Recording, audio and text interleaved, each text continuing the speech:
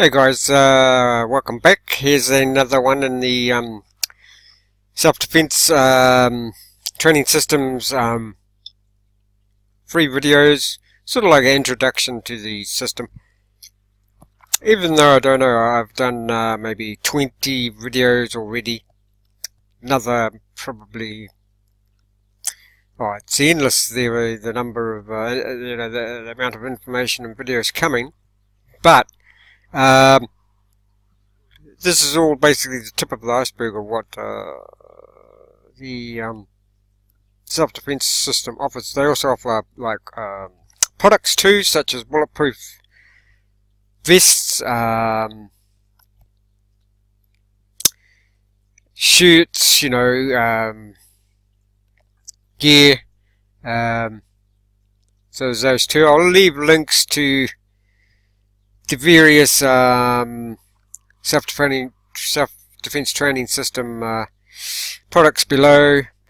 Now guys, at the end I'll, like I have in some of the previous videos, I'll give a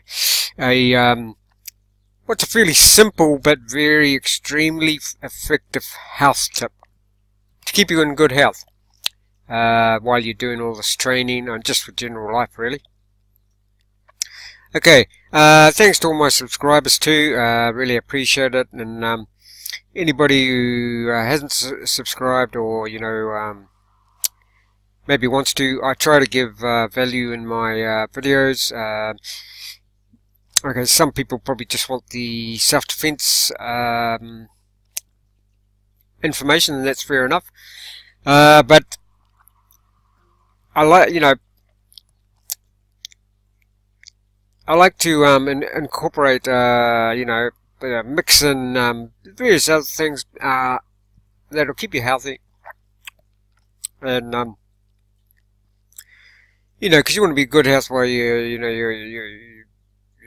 whatever in the gym, you're training for the self-defense, you're training for whatever, other sports, whatever. One such thing is a thing called earthing. You want to look into it. I won't go into it at this moment, but I've got links below.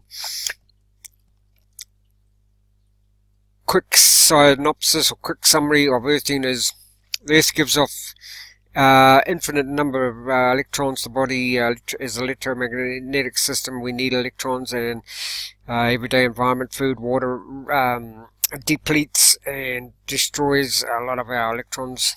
So earthing will put that back. It's got one of the main things, two of the main things it does. Earthing does many things.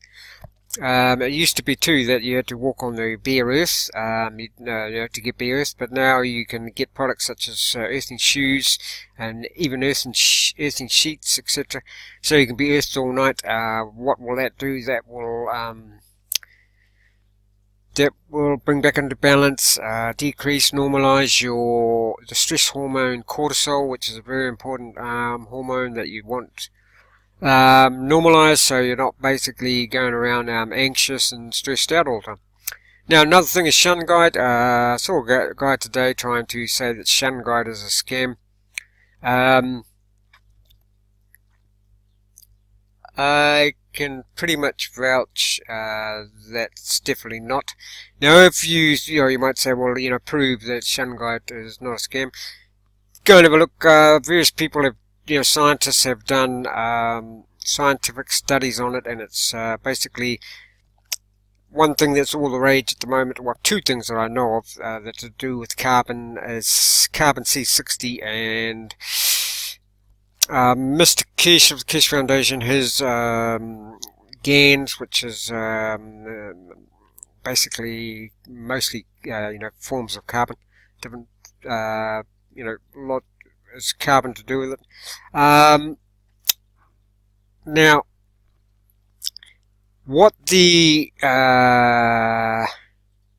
C60 is basically, C60 what it does seem to do wonders is because of the atomic structure of C60, or that particular carbon, is in the shape of a buckyball, or I think it's the shape of a, well, look at a soccer ball, it's that shape, I don't know, I think, is it a dodecahedron, I don't know, dodecahedronal shape, maybe, and it's, what that shape does is it draws in, any baddies, free radicals, frequencies, etc., breaks them up, disposes them, neutralizes them, makes them harmless, so shungite, actually, come to think of it, I've got to put links. I'll put links to shungite too. I think I've been forgetting to put the shungite links on those.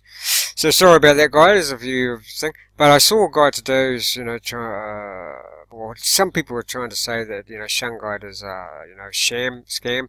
Well, what I suggest you do for one thing is look up various scientific studies that have been done on it.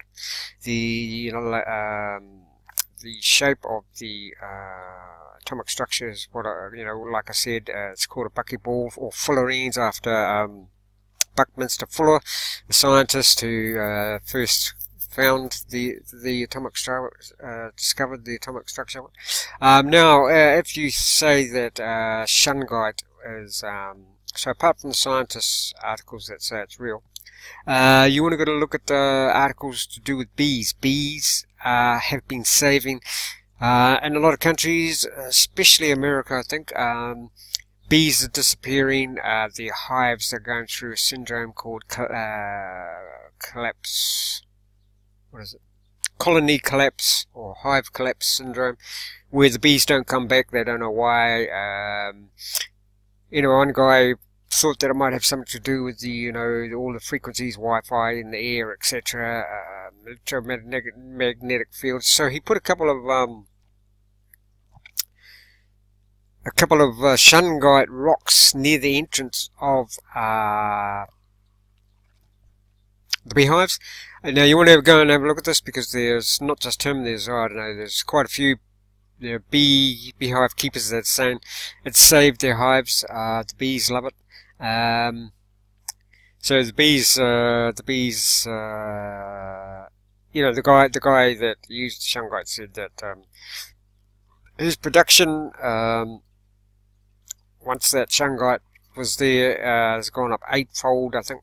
Another thing you can do is, so wear shungite, wear shungite pendant, keep it around you, and it will help with the, actually, I'll give you two health tips at the end. Okay, so we better get on with this.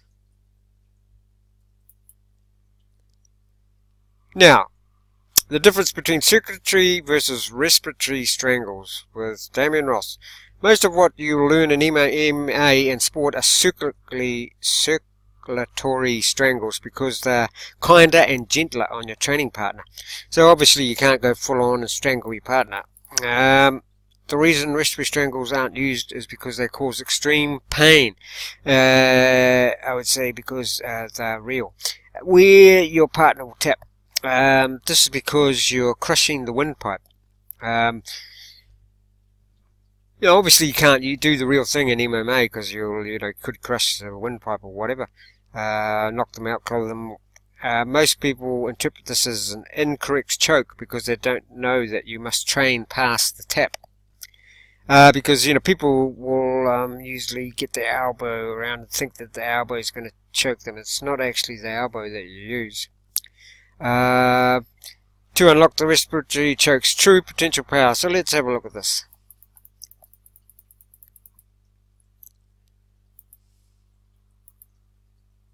Start that up. Stephen Ross, CEO of the Self-Defense Company. There's been some talks and questions about how we do a combat strangle and a sport strangle. Most of the sport strangles that you'll see, the elbow will index with the chin. So you strangle, and eventually you'll get a tap. Okay? Eventually you'll get a tap. If I'm here and I do like the rear, and I do a rear naked, a Japanese type strangle, same thing. Eventually you get a tap. For what we do, that's way too long. And those chokes are the least efficient. Instead of the elbow, we index the ear. Okay, this is right from Self-Defense Training System, Module 3 and Module 11. I'm sorry, Module 12. You're going to lock it in. And now look, remember how long it took me to get him to tap before. We squeeze, we rotate, bang. That's how fast the choke needs to go into effect. If I get down here, it's only because I made a mistake and didn't index it and didn't get to my sweet spot. Okay? Again, it rolls in, we're getting the gag reflex, and that's going to allow us to suck them in even more. Even with the Japanese type strangle, we're locking here, bang. Technically, he should be tapping as soon as I'm getting in. And you don't get that with the elbow on the chin. You get that with it indexed in the ear, shoulder locked in, nice and tight, breathe in, bang, and it's on. That's how fast you need that tap if you're going to want to do this in the real world. So until next time, this is Damien Ross, Self-Defense Company. Thanks, Pete. You're welcome. Train honestly. Yeah, so there you go, guys. You see there, once you do it properly, it's very effective. Basically, yeah, you've got your forearm on the, you're twisting it up as he locks in there. You're twisting the arm at the same time, and that's on the windpipe. So yeah, that's going to cause some problems. Now the two health tips I want to give. Firstly, if you guys don't know about it, look up thing called alkalinity. You want your body, everything you eat or drink is either alkaline or acidic. You want your body to be more you want your body to be more alkaline than acidic. I knew this guy who even had cancer, and he swapped to, just eating mainly vegetables and fruit, and made his body alkaline, because no diseases can actually exist in an alkaline body that is mostly alkaline. Something to do with, you can look it up on Google, but every food or water produces an ash or something, and that ash is either acidic or alkaline. What I do, simple one, is I just have plenty of lemons or cider vinegar around. Contrary to what you think, cider vinegar is actually, once you add it to water, it'll make your, it becomes alkaline in your body. Same with lemons. People think, the lemons must be acidic, but once it gets into your body, it becomes alkaline. Whenever you have a drink of water, put either a little bit of cider vinegar or lemon. I prefer lemon. It's not so harsh especially on the teeth. I would go with lemons if you can, but have a bottle of cider vinegar sort of in the background in case you run out of lemons. Another thing I do with lemons is, you don't want to throw the peel away, and some people might disagree with this, but what I do is, once I've squeezed the lemons, I don't want to waste them, and I don't want to really put them on among the organics on the garden. So what I do is I chuck the peel, the pulp, the skin, etc., into the freezer until I need those, and that seems to work fine. So I never chuck the lemon pulp away either. And then obviously, you need a blender to, put some water in with a couple of pulp of lemons, and you've got basically lemon juice there. And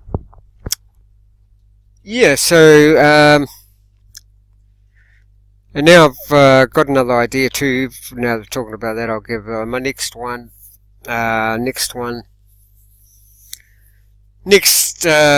self-defense video. I'll give a good house tip to keep your body your stomach in tip-top condition, and that's more or less free as well, how you do that. So that's in the next video. Hopefully I'll remember. So there you go, guys. Oh, no, sorry. The other thing is a thing called orgonite. Look it up.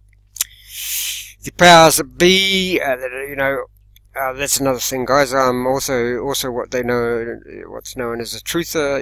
I try to help out, get to the truth of the matters, and hopefully it doesn't wander off into conspiracy. The only reason people cause things conspiracy, the mainstream media, is because they don't have full information. So yes, orgonite, sort of invented, or I suppose invented by a guy called Wilhelm Reich. Was it? Yeah, Wilhelm Reich. Anyway, you can make your own orgonite. It's fairly easy. Just Google that. But orgonite sort of works on now, if you're making orgonite, another thing you can do is put in some shungite powder. That'll make the orgonite twice as powerful.